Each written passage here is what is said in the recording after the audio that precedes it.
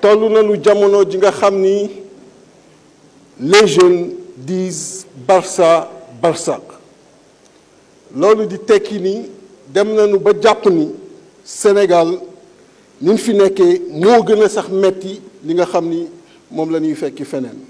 Et pourtant vous avez une partie de la solution entre vos mains, mais cela nécessite que la vision quitte Diamniadio pour rejoindre la vallée du fleuve Sénégal, pour rejoindre les terres de l'Anambé, pour rejoindre les 150 000 hectares qui peuvent être également utilisés. Je vais vous donner un exemple très simple.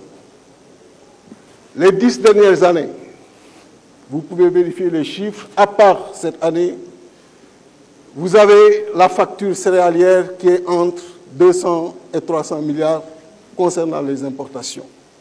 Si on traduisait cela en chiffre d'affaires, les économistes savent ce que je dis, on peut réserver les 30 à 40% comme masse salariale, ce qui équivaudrait à 90 milliards. Même si on prend un jeune, on lui alloue 3 millions de salaire annuel, l'équivalent de 250 000 francs en salaire mensuel, on aurait aujourd'hui sorti 30 000 Sénégalais du chômage.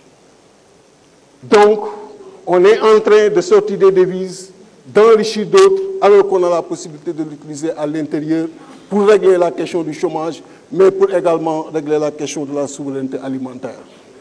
Et cette facture est beaucoup plus élevée que le budget alloué à la jeunesse, beaucoup plus élevé que le budget alloué à l'élevage, beaucoup plus élevé que le budget alloué au développement industriel.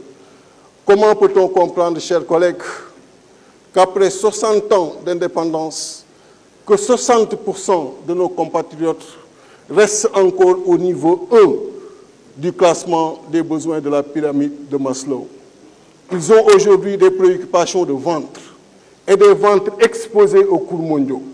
Parce que justement, les denrées de première nécessité ne viennent pas ici. Je parle du riz, on peut parler du blé, on peut parler également du maïs. Et rien n'est fait. On est encore dans une courbe qui maintient, et les données de la Banque mondiale sont là pour l'attester, le niveau de la contribution dans le PIB. Au niveau du secteur primaire, de 2010, on était à 16%, en 2019 à 15%, données Banque mondiale.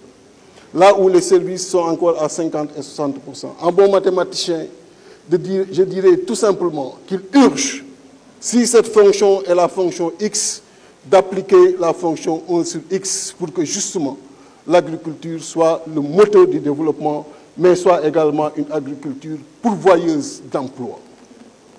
Mais on est encore là à gérer des entrants, on est encore là à gérer des distributions de terres entre députés, entre riches, entre gouvernants. Là où justement le paysan qui est à l'intérieur du pays a besoin de ces intrants et ne le voit pas. Mais nos préoccupations restent à notre niveau. Et ce sont ces choses-là qu'il faudra fondamentalement régler et le plus rapidement possible. Donc, chers collègues, nous sommes interpellés face à nos responsabilités et nous ne pouvons fuir ces responsabilités-là. Et aujourd'hui, cette responsabilité en premier est entre les mains de nos gouvernements, entre les mains du président de la République, Macky Sall. Le chômage doit et impérativement doit être réglé par l'agriculture en grande partie. Vous en avez cette responsabilité-là.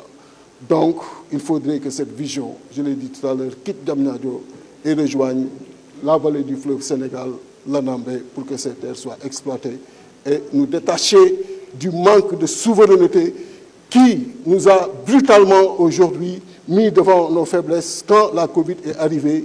Parce que le 3 avril 2020, quand les acteurs faisaient leur conférence de presse, on était juste à 3 mois de stop, ce qui est inacceptable. Je vous remercie, chers collègues.